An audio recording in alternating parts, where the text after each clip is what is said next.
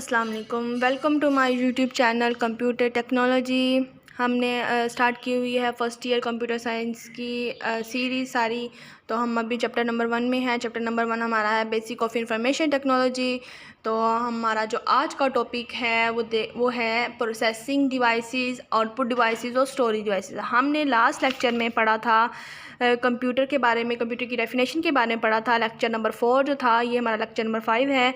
तो हमने कंप्यूटर की डेफिनेशन के बारे में पढ़ा था, उसके कुछ हमने प्राइमरी कंपोनेंट पढ़े थे। उनमें से जो एक कंपोनेंट था हमारा इनपुट, वो हमने पढ़ लिया था। बाकी हमारे 3 कंपोनेंट्स रहते थे। उसमें आता है हमारा प्रोसेसिंग डिवाइस और आउटपुट डिवाइसेस और स्टोरेज डिवाइसेस। ठीक है, टॉपिक को स्टार्ट करने से पहले आपसे मैं रिक्वेस्ट करती हूँ कि please subscribe my YouTube channel and press the bell icon, ताकि आपको नोटिफिकेशन मिल सके न्यू वीडियो की, और अपने फैमिली फ्रेंड्स में भी शेयर कर सकें। और वीडियो अच्छी लगे तो लाइक भी कर दीजिएगा। हम स्टार्ट करते हैं हमारा आज का टॉपिक, जो कि है प्रोसेसिंग डिवाइसेस के बारे में। ये प्रोसेसिंग डिवाइस की मैंने एक पिक्चर भी लगाई हुई है कि ऐसे ये प्रोसेसिंग डिवाइस चिप लगी हुई होती है हमारे सीपीयू के अंदर। ठीक है, और स्टार्ट करते हैं हम आज का टॉपिक, प्रोसेसिंग डिवाइस। इसमें क्या होता है, the processor is used to process data. Processor क्या होता है, इसको क्यों यूज़ किया जाता है डाटा को प्रोसेस करने के लिए। हम अभी तक तकरीबन पिछले 3 लेक्चर से हम यही डिस्कस करते आ रहे हैं कि डाटा को प्रोसेस करना है। तो आप इसमें क्या है, प्रोसेसर को क्यों यूज़ किया जाता है, प्रोसेसिंग डिवाइसेस को क्यों यूज़ किया जाता है डाटा को प्रोसेस करने के लिए। जब तक डाटा पे प्रोसेसिंग नहीं होगी, प्रोसेस नहीं कर पाओगे, तो वो इन्फॉर्मेशन में कन्वर्ट नहीं हो पाएगा। ठीक है, it is also called central processing unit. इसको आप क्या कह सकते हो, सेंट्रल प्रोसेसिंग यूनिट भी कहते हो, सीपीयू। मतलब कि अगर प्रोसेसिंग लफ्ज़ आ जाए तो भी हमारा सीपीयू, सेंट्रल प्रोसेसिंग यूनिट उसका सीपीयू का फुल फॉर्म। ठीक है, ये इसके नाम 2 हैं। अगर कहता है it is the brain of computer, ये बात आपको अच्छे से पता होगा। ये क्या है, कंप्यूटर का दिमाग है, इस पर सारी प्रोसेसिंग हो रही होती है, सारा कंट्रोल ही इस पर होता है। नेक्स्ट कह रहा है आल कंप्यूटर नेक्स्ट लाइन में चलेगी, it consist of electronic circuit. मतलब कि इसको कैसे कंसिस्ट कर रहा होता है, इलेक्ट्रॉनिक करंट सर्किट की वजह से ये इसको यूज़ कर रहे होते हैं। मतलब कि बिजली के ज़रिए चल रहा होता है, मतलब इसके अंदर इलेक्ट्रॉनिक सर्किट लगाए हुए होते हैं।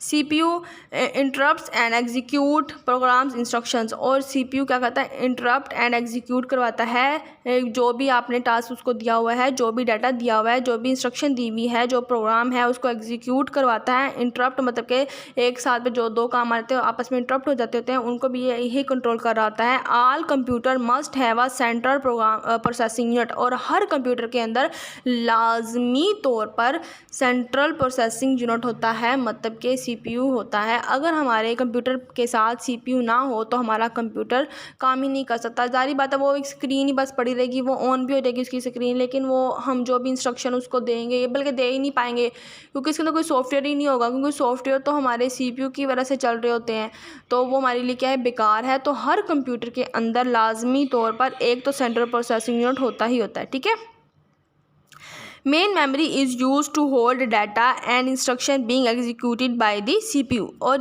मेन मेमोरी हमने लास्ट लेक्चर में, लेक्चर नंबर 4 में, जब हमने वो डायग्राम बनाई हुई है प्रोसेसिंग इन्वायरमेंट के बारे में, तो उसमें हमने मेमोरी होल्ड्स का एक चीज़ पढ़ी थी। अगर सीपीयू बिजी हो, कि और काम कर रहा हो, तो वो होल्ड कर लेता है। ऐसे ही मेन मेमोरी क्या होती है, यूज़ करती है डाटा को होल्ड करने के लिए। डाटा एंड इंस्ट्रक्शन दोनों में से जो भी अल्फाज आप यूज़ कर लो, दोनों कर लो, तो कोई भी प्रॉब्लम नहीं है। तो क्या कहता है, होल्ड करके रखता है डाटा इंस्ट्रक्शन को being executed by the CPU, कि इस लिहाज से एग्जीक्यूट करने के लिए, सीपीयू को एग्जीक्यूट करवाने के लिए वो उसको होल्ड करके रखता है, ताकि फिर बाद में उस पर जो मेमोरी है उससे मेन मेमोरी वहाँ से डाटा सीपीयू ले और सीपीयू फिर एग्जीक्यूट करवा सके। It also hold the result of the processing. और ये इसके अलावा सिर्फ डाटा को ही होल्ड करके नहीं रखता, ये उसके जो रिज़ल्ट आता है, जो आउटकम आती है, जो आउटपुट आती है, उसको भी ये होल्ड करके रखता है। कौन, मेन मेमोरी, जो हमारी सीपीयू के अंदर मौजूद होती है। It keeps data and instructions temporary, और इसके अंदर डाटा क्या होता है, टेम्परेरी तौर पर स्टोर किया जाता है। जैसे मैंने आपको लास्ट टाइम जो लास्ट लेक्चर में डायग्राम से समझाई थी, उसके अंदर भी मैंने ये बात की थी ना, अगर CPU बिजी है तो उसके अंदर वो थोड़ी देर के लिए स्टे करके रख लेता है, होल्ड करके रखता है। और मैंने एग्जांपल दी थी इसकी कि अगर मिसाल के तौर पर आप अपने फ्रेंड को कोई चीज़ पकड़ाते हो, उसको बोलते हो कि ये पकड़ के रखो, अब उसको परमानेंटली तो आप अपना फ़ोन की चलो बात कर ले, फ़ोन आपने उसको थोड़ी देर के लिए पकड़ाते हो ना, अब ये तो नहीं पक्का पक्का उसको दे दो, हाँ वो सेल कर दो अलग बात है, लेकिन आप उसको थोड़ी देर के लिए होल्ड करके दोगे ना कि ये थोड़ी देर पकड़ के रखो, आप किसी काम से जा रहे हो तो फिर वापस आके उससे ले लेते हो। तो ऐसे ही मेन मेमोरी क्या कर रही है, वो होल्ड करके रखती है डाटा को, और जब उस पर प्रोसेसिंग हो जाती है तो उसके जो रिज़ल्ट होता है उसको भी होल्ड करके रख लेता है, और साथ में ये जो इंस्ट्रक्शन होती है वो टेम्परेरी तौर पर वो अपने पास रखता है। It main memory is closely connected to CPU but it is separated for it. ये जो CPU के पास ये जो पिक्चर इधर छोटी सी ये भी बनी हुई है, ये तो एक अलग है ना, ये ऊपर वाली दिखाती हूँ मैं आपको, ये क्या है, हमारा CPU है। हम पूरे बॉक्स को भी CPU कहते हैं, लेकिन मेन जो है ना ये वाला इतनी सी चिप, ये है हमारी CPU कहलाएगी, ब्रेन ऑफ कंप्यूटर कहलाएगी। और साथ में जो मेन मेमोरी की बात कर रहे हैं कि मेन मेमोरी इसके पास ज़रूर होती है लेकिन अलग होती है। ये नहीं समझना कि इसके अंदर ही मेन मेमोरी है, इसके अंदर नहीं होती, वो इसके पास ज़रूर होती है, लेकिन ये CPU से थोड़ी सी दूर होती है, थोड़ी सी क्या लो उसके भी साथ, लेकिन अलग होती है, ठीक है ना। नेक्स्ट हमारा टॉपिक बनता है आउटपुट के बारे में। आउटपुट इनपुट जैसे है वैसी आउटपुट है, और अब तो आप लोग भी तंग आ गए होंगे कि एक ही बात बार बार रिपीट हो रही है, तो हम इसकी डेफिनेशन की तरफ डायरेक्ट आते हैं, उधर से ही डिस्कस करना शुरू करते हैं कि आउटपुट हमारी क्या होती है। आउटपुट डिवाइसेस के बारे में पढ़ते हैं। आउटपुट हमारी वो चीज़ जो हमने इनपुट दी है, तो उसके अंदर जो आगे से हमें रिज़ल्ट मिलेगा वो क्या कहलाएगा, वो हमारा आउटपुट कहलाएगा, ठीक है। अच्छा, आउटपुट के बारे में उन्होंने क्या बताया हुआ है, the data processed into useful information is called output.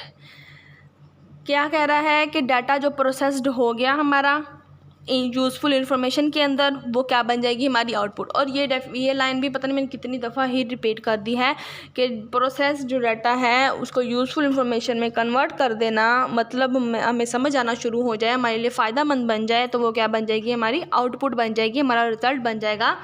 Output devices are used to display the result of processing. और आउटपुट डिवाइसेस क्यों यूज़ की जाती हैं, डिस्प्ले करवाने के लिए रिज़ल्ट को प्रोसेसिंग पे, जो मतलब कि जो प्रोसेस किया हुआ जो डाटा है वो रिज़ल्ट करवाने के लिए। जैसे हमारा इसके अंदर मोनीटर की सबसे कॉमन एग्जांपल में आ जाता है कंप्यूटर की, हमारी जो मोनीटर स्क्रीन होती है उसकी बात कर रही हूँ, तो वो सबसे इसकी कॉमन एग्जाम्पल में आ जाता है कि उसके अंदर हमें रिज़ल्ट शो हो जाता है। लेकिन मैंने इसके नीचे 2-3 एग्जाम्पल्स और भी हैं।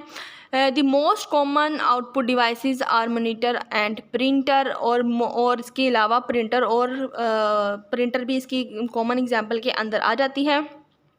जो मैंने नीचे इसकी एग्जांपल लिखी हुई है उसमें है जी मॉनिटर डिस्प्ले, स्क्रीन भी आगे लिख सकते हो आप, मतलब कि जो आपकी कंप्यूटर की स्क्रीन होती है। प्रिंटर, आप लोगों ने प्रिंटर होप्सो देखे होंगे जहाँ से हमें वो पेज प्रिंट करके दे रहे हैं, तो वो जो पेज पे हमारा रिज़ल्ट शो हो रहा है तो हमारे लिए आउटपुट तो बन गया ना। स्पीकर कैसे बने, आप जब कोई बात बोल रहे हो तो वो किसी डिवाइस के ज़रिए, जब वो स्पीकर के ज़रिए वो हमें सुनाई दे रहा है, या कोई आपने लेक्चर सुन रहे हो स्पीकर के ज़रिए, या कोई सॉन्ग सुन रहे हो, तो वो जो आवाज़ हमें सुनाई दे रही है वो स्पीकर की वजह से सुनाई दे रही है, तो स्पीकर भी इसी वजह से हमारा आउटपुट डिवाइस में आ जाएगा। नेक्स्ट उसके अंदर ने बताया हुआ है हेडफोन्स, मतलब कि आपकी हैंड फ्रीज़ की बात कर रहे हैं, तो हैंड फ्रीज़ या हेडफोन्स जो बड़े किस्म के होते हैं, तो वो लगा, उसमें से भी तो आवाज़ बाहर आ रही होती है ना, हमें एक आउटकम मिल रही है, हमें एक रिज़ल्ट मिल रहा है, कुछ ना कुछ सुनाई दे रहा है, तो वो क्या बन जाएगी, हमारी आउटपुट डिवाइस के अंदर बन जाएगी, ठीक है। नेक्स्ट जो हमारा टॉपिक आता है वो हमारा स्टोरेज डिवाइसेस, मतलब कि हमारी जो स्टोरेज डिवाइसेस हैं उनके बारे में हम आज पढ़ेंगे, आगे पढ़ेंगे। कि मैंने छोटी सी साइड पे USB और मेमोरी कार्ड की पिक्चर भी लगाई हुई है कि हमारी स्टोरेज डिवाइसेस के अंदर आता है। और मोस्टली अब तो मेमोरी कार्ड तो महल में कम ही हो गए हैं, ज़्यादातर अब फ्लैश मतलब कि USB को ही लोग ज़्यादातर इस्तेमाल करते हैं। इसको हम डिस्कस करते हैं जी। Storage uses refers to the secondary storage. Storage जो होती है यूजली रेफ़र की जाती है सेकेंडरी स्टोरेज। सेकेंडरी स्टोरेज हमारी जो हमने लास्ट टाइम पढ़ी थी, सेकेंडरी स्टोरेज जो भी हमारी CPU में मौजूद होती है उसके अंदर हमने डाटा को स्टोर करके रखा हुआ होता है। The secondary storage is use to store data, programs and information permanently. और इसके अंदर सेकेंडरी स्टोरेज क्या होती हैं, इसके अंदर हम जो डाटा होता है उसको परमानेंटली तौर पर स्टोर करके रख लेते हैं। जैसे कि हमारी ये कीबोर्ड सॉरी तब से कीबोर्ड बोल के ये मेमोरी कार्ड, फ्लैश होगी, हमारी ऑप्टिकल डिस्क होगी, हमारे स्मार्ट कार्ड हो गए, हार्ड डिस्क हमारी जो होती है उसके अंदर CPU के अंदर हार्ड डिस्क होती है। तो ये सारी की सारी क्या होती हैं, स्टोरेज डिवाइसेस के अंदर आ जाती हैं। और इन स्टोरेज डिवाइसेस में जो डाटा होता है, जो इंफॉर्मेशन होती है, वो परमानेंटली तौर पर स्टोर की गई होती है। The most common storage devices are hard disk, USB flash drives and optical discs such as CDs and DVDs। ये उन्होंने कुछ एग्जांपल बताई हुई हैं, ये कॉमन इस्तेमाल होने वाली है। फिर इसके आगे से एग्जांपल में दो हैं क्या, सॉलिड स्टेट ड्राइव्स और हार्ड। ये हार्ड डिस्क है जो कि मैंने नहीं लिख पाई इधर, पता नहीं किस रीज़न से, चले खैर इधर आप लिख लीजिएगा, ये हार्ड डिस्क आएगा। और इसके अलावा मैंने थोड़ी सी और बताए हैं, स्मार्ट कार्ड इसके अंदर आ जाते होते हैं, मेमोरी कार्ड आ जाते होते हैं, और ऑप्टिकल डिस्क हमारी जो CD DVDs आ जाती होती हैं, ठीक है, ये सारी की सारी इसमें आएंगी। और ये जो सॉलिड स्टेट डिवाइसेस है, ये बैटरी टाइप सी होती है ना, बैटरी टाइप जैसे होती है ना, उस तरह की इसकी शक्ल होती है, ठीक है। ये थी हमारी क्या, स्टोरेज डिवाइसेस, जिसके अंदर हम अपना डाटा स्टोर करके रखते होते हैं और वो परमानेंटली तौर पर स्टोर होता है। और इसी के साथ हमारा आज का लेक्चर ख़त्म होता है। और thank you so much watching. और please subscribe my YouTube channel और अपने फैमिली फ्रेंड्स में भी इसको शेयर करें ताकि आपके फ्रेंड्स को भी फ़ायदा हो सके। और कोई भी क्वेश्चन हो तो आप कमेंट करके पूछ सकते हैं, और लाइक भी कर दीजिएगा और बेल आइकन को प्रेस कर दीजिएगा ताकि नई नोटिफिकेशन जो भी मैं नई वीडियो अपलोड करूं वो आपको मिल सके। ओके, अल्लाह हाफिज़।